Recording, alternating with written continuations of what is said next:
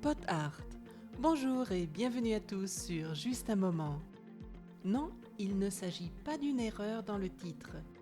Si vous avez des notions d'informatique et que vous vous y connaissez en code binaire, alors vous avez peut-être pu déchiffrer ce titre mystérieux.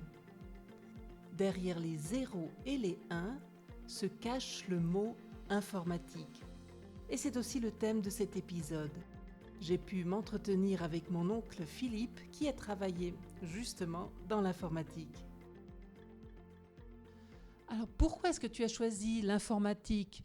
C'était dans les années 60 et à l'époque c'était quand même un choix, je pense, révolutionnaire.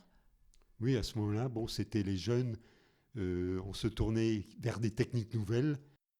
Alors j'ai commencé ma vie professionnelle comme dessinateur après des études de quelques années. Et ensuite, dans les années 60, on parlait beaucoup d'informatique, mais il n'y avait pas très peu de formation. Donc j'ai suivi une petite formation de quelques mois pour me donner des notions d'informatique. Et après, j'ai vu des annonces il y a beaucoup d'annonces qui paraissaient dans les journaux, où on cherchait des jeunes qui voulaient être informaticiens. Donc les entreprises formaient ces jeunes pour devenir des programmeurs, pupitreurs ou d'autres différentes de professions dans l'informatique.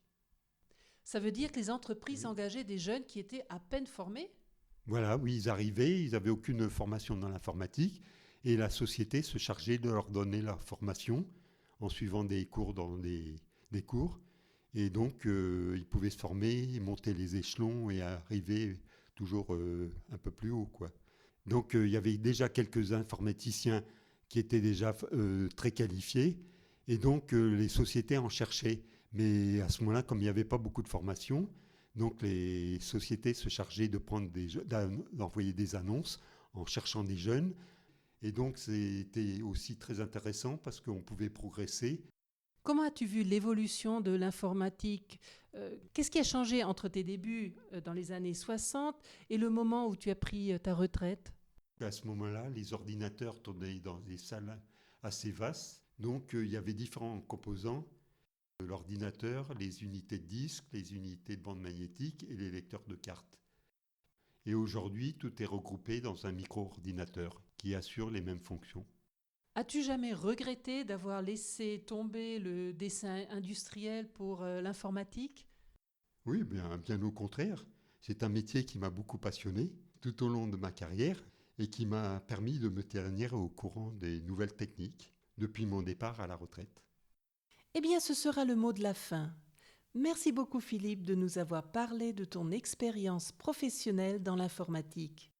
Que serions-nous aujourd'hui sans cette technologie ? Vous ne pourriez même pas écouter ce podcast et télécharger sa transcription. L'épisode d'aujourd'hui touche à sa fin. Nous nous retrouvons le 26 juin si vous le voulez bien. Pour patienter jusque-là, je vous conseille de consulter mon blog sur justunmoment.ch. Vous y trouverez des vidéos très courtes dans lesquelles je vous explique une règle grammaticale ou vous livre une astuce pour apprendre le français plus facilement. N'oubliez pas de rejoindre toute l'équipe de Pot Art Podcast sur Instagram et Facebook. À bientôt pour un autre moment ensemble.